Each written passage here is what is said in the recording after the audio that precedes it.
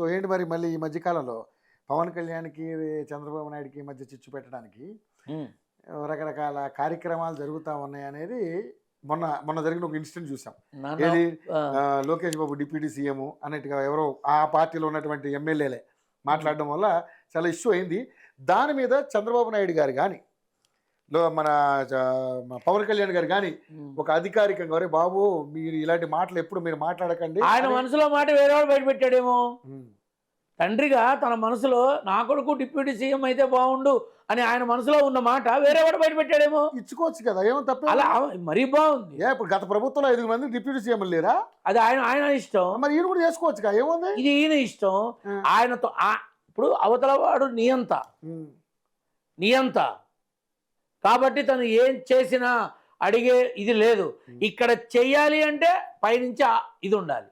మోడీ గారి దగ్గర నుంచి ఎవరైనా కానీ మనకెందుకు, పైనుంచి ఇది కూటమి ప్రభుత్వం. కూటమి ప్రభుత్వానికి అక్కడ మన చీఫ్ ఒకళ్ళు ఉంటారు, అక్కడి నుంచి ఇన్స్ట్రక్షన్ రావాలి. కాబట్టి ఆటోమేటిక్గా ఆలోచిస్తారు కదా. చంద్రబాబు నాయుడు గారు సొంత నిర్ణయం తీసుకునే అవకాశం లేదంటారు ఇక్కడ. చంద్రబాబు నాయుడు గారు సొంత నిర్ణయం తీసుకోవాలి అంటే కూటమి పెద్దల యొక్క ఆలోచన కలవాలి, అభిప్రాయం కలవాలి, అనూహ్యంగా కలవాలి. ఇవన్నీ జరిగితేనే అక్కడ జరుగుతాయి. నాన్న 130 140 సీట్లు వచ్చిన టీడీపీ కన్నా 21 సీట్లతో శంఖారావం మోగించినటువంటి కళ్యాణ్ బాబు యొక్క ప్రాబల్యాన్ని తట్టుకోగలుగుతున్నారా ఎవరన్నా? ఆంధ్రాలో కళ్యాణ్ బాబు పేరు వినపడుతోందా, ఇంకోళ్ళది వినపడుతోందా? ఇదంతా ఏంటంటే కూటమి ప్రభుత్వంలో ఉన్నటువంటి విధానాల్లో రేపు చీలికలు వచ్చినా, విడిపోయినా, పార్టీలు విలీనమైనా ఏం ఆశ్చర్యం లేదు. ఇలాంటి పరిణామాలు కూడా జరగబోతున్నాయి. నాన్న ప్రజారాజ్యం పార్టీ విలీనం అవుతుంది కాంగ్రెస్లో అంటే ఏం మాట్లాడుతున్నావా, కడుపుకు అన్నం తిన్నావా, పెండ తింటావా అని అన్నారు నన్ను. ప్రజారాజ్యం పార్టీ విలీనమై తీరుతుంది కాంగ్రెస్లో అంటే నన్ను నోటికొచ్చినట్టు మాట్లాడారు. మా చిరంజీవి గారు సీఎం, ఎవరైనా సీఎం అయ్యే యోగం లేదురా బాబు ఆయనకి. మహా అయితే క్యాబినెట్ ర్యాంక్ హోదా ఉంటుంది, పార్టీ కూడా ఉండదు, క్లోజ్ అయిపోతుంది అంటే నన్ను నానా మాటలు మాట్లాడారు. తర్వాత అదే జరిగింది. గురుగారు మీరన్నట్టే కరెక్టే, మాకు డబ్బులు బాగా వదిలేయని అన్నారు. తప్పదు, రేపు విలీనమైనా నేనేం ఆశ్చర్యపోను. ఏది ఎందులో విలీనం అవుతుందో పక్కన పెడతాం. అది ఇప్పుడేమో మనం చెప్పలేము దాన్ని. ఆ ఎన్నికల నోటిఫికేషన్ వస్తే నేను చెప్తా. కాబట్టి ఇవాళ శత్రువులుగా ఉన్న అన్న చెల్లెళ్ళు రేపు స్ట్రాంగ్ అయితే, నేను అదే అన్నా, రేపు స్ట్రాంగ్ అయితే వైసీపీ పార్టీ కాంగ్రెస్ పార్టీ రెండు కలిపి ఇంకొకళ్ళని తీసుకొని కూటమి ఏర్పడితే చెప్పలేం కదా. ఇప్పుడు షర్మిలకి మంత్రి యోగం ఉందయ్యా. ఈ టర్మో నెక్స్ట్ టర్మో ఆ టర్మో నాకు అనవసరం, మంత్రిగా చేసి తీరుతుంది. అది రాష్ట్ర మంత్రి అయితే ఏంటి, కేంద్ర మంత్రి అయితే ఏంటి, తనకు ఆ యోగం ఉంది, ఖచ్చితంగా ఉంది, చేసి తీరుతుంది.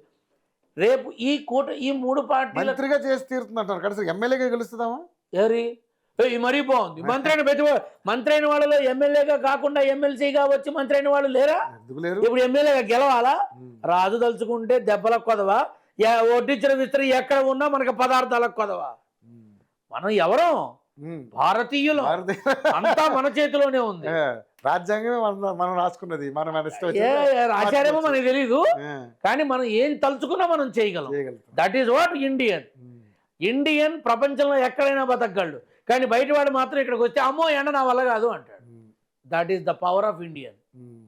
సో ముఖ్యంగా చూసుకుంటే మరి పవన్ కళ్యాణ్ భవిష్యత్తు ఎలా ఉండబోతుంది సార్? ఆయనకే నాన్న భవిష్యత్తులో సీఎం ఖచ్చితంగా ఒక్కసారైనా సరే సీఎం అవుతారు, అయి తీరుతాడు.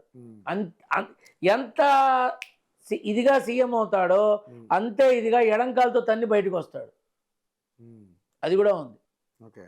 అస్త్ర సన్యాసం లాగా ఎవరు ఊహించని విధంగా రాజకీయ సన్యాసం తీసుకున్నా ఆశ్చర్యం లేదు. ఓహో, మళ్ళీ అది కూడా ఉంది. ఈజ్ డిఫరెంట్, అంతే. Is different, is not a political person. అతను ఒక రాజకీయ నాయకుడు కాదు, ఒక సామాన్యమైన వ్యక్తి, అంతే. ఒక సాధారణమైన వ్యక్తి, ఒక సాధారణమైన ఆలోచనలతో కూడినటువంటి ఒక స్ఫురద్రూపి, అంతే. Is not a political leader. తను ప్రజల కోసం వచ్చిన నాయకుడు, ప్రజానాయకుడు, అంతే. తిక్క పుట్టిందంటే ఎవరిని లెక్క చేయడు. అది ఎంత పెద్దవాడన్నా కానీ, చెయ్యి నువ్వు వద్దు, నీ రాజకీయాలు వద్దు, నాకు అవసరం లేదని అంటాడు. అది రైట్. ఇక ఫ్యూచర్ లో సీఎం గా చూడాలనుకుంటున్నాం. ఉంది సీఎం గా యోగం ఉంది, అందులో అనుమానం లేదు. రైట్. ఇక ముఖ్యంగా చూసుకుంటే చిరంజీవి గారిని ఈ మధ్య మోడీ గారు చాలా ఆప్యాయతగా దగ్గర తీసుకుంటున్నారు. మోడీ గారికి చిరంజీవి గారికి మధ్య మంచి సత్సంబంధాలు ఉన్నాయి. మొన్న కూడా మనం చూసాం. ఏది మన నేను చూడలే, మీరు చూడలేదా? మీరేదో చూడలేదు, మీరు కూడా చూసే ఉంటారు. ఏది మొన్న జరిగినటువంటి కాదు, ఢిల్లీలో జరిగినటువంటి సంక్రాంతి సంబరాల విషయం నాకు తెలియదు నాన్న, నేను చూడను ఇట్లాంటివన్నీ. ఎవరో మాట్లాడుతూ ఉంటారు, అలాగే ఓకే అంట. నాన్న అది నాకు అవసరం ఏంటి చెప్పు? నా నాన్నని చూసుకుంటా అలంకారం చేసి, నా తల్లిని చూసుకుంటా అలంకారం చేసి, అందులో నాకు తృప్తి, మానసికమైన ఆనందం, అనంతమైన శక్తి, సేవ చేయడానికి మరింత ఉత్సాహం వస్తుంది. ఇవన్నీ చూస్తే ఏదో ఒకటి విన్నారు కదా? విన్నారు కదా? విన్నా. సరే, నేను దాని గురించి డీటెయిల్ చెప్తా. సంక్రాంతి నాకు డీటెయిల్స్ అక్కల, నీ క్వశ్చన్ అడుగు. అదే క్వశ్చనే. సంక్రాంతి సంబరాలు జరుపుకున్నారు ఎవరు? కిషన్ రెడ్డి గారు. అక్కడికి నాకు ఆహ్వానం వచ్చింది. మోడీ గారు అని పిలిచారు, మీలాంటి పెద్దవాళ్ళు కూడా ఆహ్వానం వచ్చింది. చిరంజీవి గారు కూడా వెళ్ళారు. చాలా సంబరాల్లో మరి సాంప్రదాయ వస్త్రధారణలో ఇద్దరు కూడా అద్భుతంగా, చూడడానికి 2 కళ్ళు సరిపోవనంతగా బ్రహ్మాండంగా వాళ్ళు. 2 రాష్ట్రాలు గ్రిప్ లో తీసుకోవాలంటే మరి ఆ మాత్రం ఉండాలి కదా. 2 రాష్ట్రాలు గ్రిప్ లో ఉండాలి, 2 రాష్ట్రాలు గ్రిప్ లో తీసుకోవాలంటే ఉండొచ్చు. కానీ చిరంజీవి గారిని తీసుకోవడం వెనక ఏమన్నా రాజకీయ కోణం ఉందా? నాన్న ఏమీ లేదు. ఇప్పుడు రాష్ట్రపతిగా పెడితే ఎలా ఉంటుంది, కేంద్ర మంత్రిగా ఇస్తే ఎలా ఉంటుంది, లేదు బీజేపీ తరపున రాష్ట్ర అధ్యక్షుడిగా తెలంగాణలో ఇన్వాల్వ్ చేస్తే ఎలా ఉంటుంది, లేదు అందరితో కలుపుకుంటూ పోయి బీజేపీ అధికార ప్రతినిధిగా ఒక రాజ్యసభ సభ్యత్వం ఇచ్చి, ఒక కేంద్ర మంత్రిగా ఇచ్చి తెలంగాణ మొత్తం ఆయన చేతిలో పెడితే ఎలా ఉంటుంది? ఇందులో ఏమైనా కావచ్చు. తమ్ముడికి ఆంధ్ర ఇచ్చి అన్నకి తెలంగాణ ఇవ్వడంలో తప్పే ఉందా? లేదు. నువ్వే అన్నావుగా 2 కళ్ళని. మోడీ గారికి 2 రాష్ట్రాలు 2 కళ్ళేమో. ఆ 2 కళ్ళలో వెలుగు బాగా వెలగాలని అన్నదమ్ములకి ఇచ్చేసేస్తే కొట్టుకోకుండా చక్కగా కాపురాలు బాగా చూసుకుంటారు.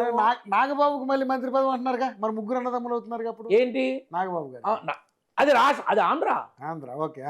ఇక్కడ ఇది అది వేరు. అంటే 3 అన్నదమ్ములు మరి న్యాయం చెయ్యాలి కదా నాన్న.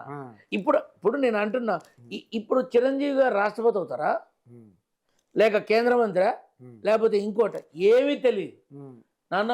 కానీ మీరు అన్నట్టుగా అవకాశం ఉంది, ఒక రాజ్యసభ సభ్యుడిగా ఒక అవకాశం ఇచ్చి కేంద్ర మంత్రి. ఎన్నికల్లో గెలిస్తే ఎంపీ అయ్యి మంత్రి అవ్వడం వేరు, రాజ్యసభ సభ్యత్వం ఇచ్చి మంత్రి చేయడం వేరు.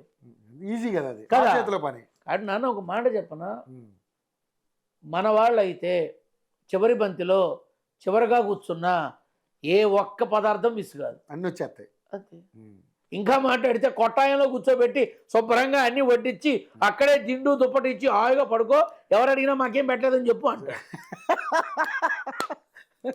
ఇది జరుగుతుంది, ఖచ్చితంగా జరుగుతుంది, ఇదే జరుగుతుంది నాన్న. అందరికీ తెలిసిన విషయాలే నేను చెప్పి చచ్చేదే ఉంది, అందరికీ తెలుసు. మాట్లాడడానికి నోరు కావాలంతే. ఓకే. కానీ మొత్తానికి చిరంజీవి గారికి మీద ఆ దృష్టి అయితే ఉందంటారు? ఆ దృష్టే ఉంది. ఓకే. ఎలాగైనా రావాలి, ఉండాలి, బలం పెరగాలి అనే ఉంది. కానీ చిరంజీవి గారికి ఎవరికి ఉండదు నాన్న. అంతేనా? నువ్వు మరీ నువ్వు అంటే ఏమో రాజకీయాలు విరక్తి పుట్టి రాజకీయాలు కదా. రాష్ట్రపతికి రాజకీయాలతో సంబంధం ఉందా?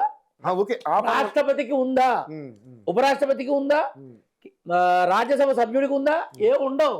అవి గౌరవప్రదంతో కూడినటువంటి ఒక అద్భుతమైనటువంటి స్థానాలు. వాటిని ప్రధానమంత్రితో సహా గౌరవించాలి. గవర్నర్ కూడా లేదు మరి. ఓకే.